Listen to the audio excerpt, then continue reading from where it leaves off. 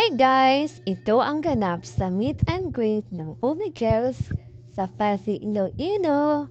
Ayan, pumasok na sila sa isang kwarto para sa kanilang meet and greet. Makikita natin si General at si Dina Wong. O diba, ang paganda talaga ng ating boss ni. Habang papasok sila, for the chicken sila ni General. At ito na nga, papasok na sila. Nauna si Tang Ponce, sumunod si Rondina, si Dina Wong. Ay, ano kaya ang tinitingnan ni Dina Wong at si Rondina bago sila umupo sa mesa? Palingon-lingon pa ang ating boss Deong sa mga susunod sa kanya. Sabi, at ayan na nga, paupo na ang mga OB-gels at for the fans na sa mga fans nila.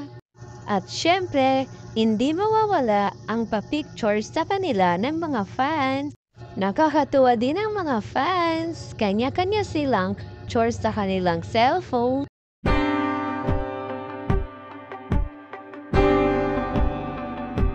At dito nga, for the answering question na, ang mga fans para sa OB-gels.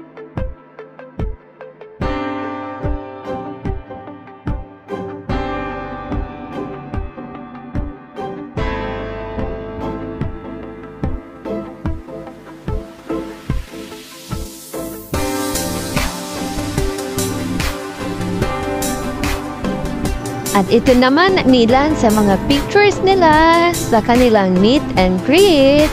Palagi talagang magkatabi sa upuan sila Boss D at si Rondina, Descheng, Isa Molde at Tang Ponce.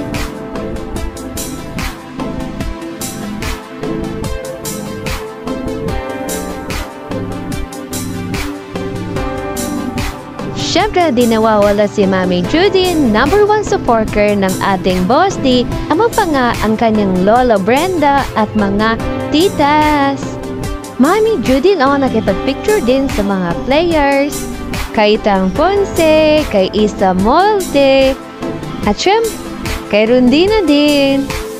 Busy ang Boss D sa kakapirma, danda ng ngiti, mother and daughter.